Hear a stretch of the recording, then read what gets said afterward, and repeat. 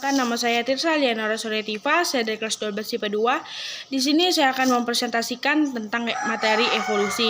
Jadi, teori evolusi adalah sebuah teori dalam bidang biologi dan juga sering digunakan dalam ilmu sejarah yang menjelaskan proses perkembangan keanekaragaman hayati makhluk hidup di bumi, seperti hewan dan manusia. Makhluk hidup yang ada di bumi akan mengalami perubahan sosial, budaya secara lambat dan berubah secara berlahan-lahan. Itu disebut sebagai evolusi. Biasanya hal-hal perubahan yang terjadi berlangsung sejarah bertahan tanpa disadari dan direncanakan terlebih dahulu. Evolusi manusia atau antropogenesis atau hominisasi merupakan bagian dari evolusi biologi yang mengenai munculnya Homo sapiens. Teori ini merupakan subjek yang luas diselidiki secara ilmiah yang berusaha untuk memahami dan menjelaskan bagaimana perubahan ini terjadi. Dan ada beberapa ahli yang mengatakan bahwa menurut para ahli, dan sini ada teori evolusi menurut Charles Darwin yang berkata bahwa manusia berevolusi sebagai spesies yang terpisah. Tapi ilmu pengetahuan modern menunjukkan bahwa kita bersama dengan semua makhluk lain selalu hidup bersimbiosis dengan sejumlah besar mikroba yang ada di dalam dan di luar tubuh kita, yang disebut dengan holobiont. Dan di sini ada teori Lamarck menyatakan bahwa evolusi disebabkan oleh pewarisan sifat genetis yang diperoleh dari lingkungannya. Teori Charles Darwin ini menyatakan bahwa evolusi disebabkan oleh proses seleksi alam. Yang ketiga, menurut Oparin dalam bukunya yang berjudul The Origin of Life pada tahun 1936 menyatakan bahwa asal mula kehidupan terjadi bersamaan dengan evolusi pada saat terbentuknya bumi beserta atmosfernya. Oparin menjelaskan bahwa pada mulanya atmosfer bumi purba terdiri atas metana atau CH4, amonia NH3, uap air H2O, dan gas hidrogen H2. Terus di sini ada mekanisme evolusi. Yang pertama mutasi. Mutasi merupakan perubahan susunan DNA sel genom yang diakibatkan oleh mutagen dan dapat menyebabkan perubahan sifat yang menurun pada generasi penerusnya.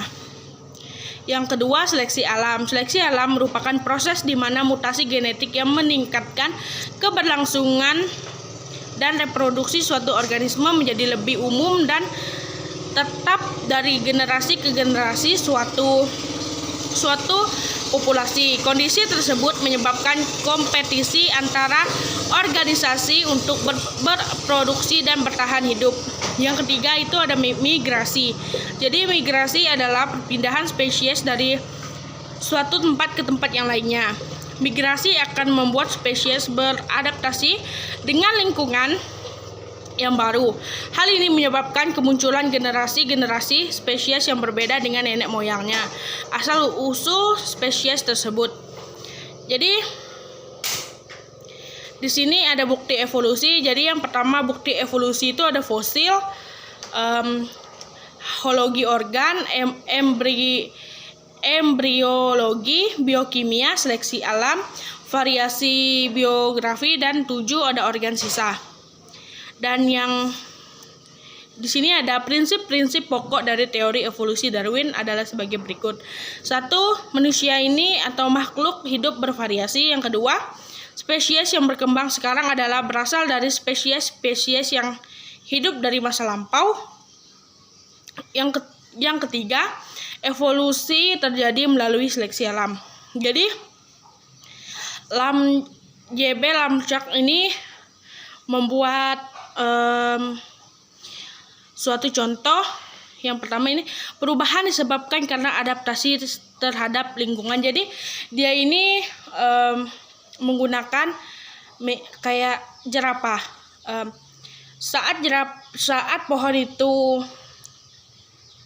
kecil, semakin pohon itu tinggi, semakin jerapah itu akan memakan pucuk daun, itu yang menyebabkan leher sang jerapah datang tinggi, datang makin memanjang.